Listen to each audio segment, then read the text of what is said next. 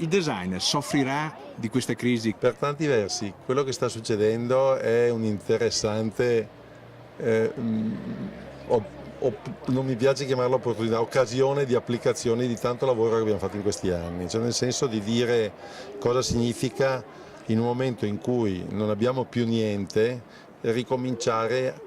rilanciare delle strategie per il futuro, ed è questo di cui andiamo a parlare. Coltivare una comunità, che è il titolo della conferenza di oggi, ragiona proprio sul dire come, partendo da tabula rasa, ci spogliamo tutti delle nostre specificità disciplinari e ci mettiamo come cittadini con un know-how a metterci insieme per fare gruppo, per costruire una progettualità che guarda il futuro. A monte ci deve essere un sistema sociale che funziona, perché se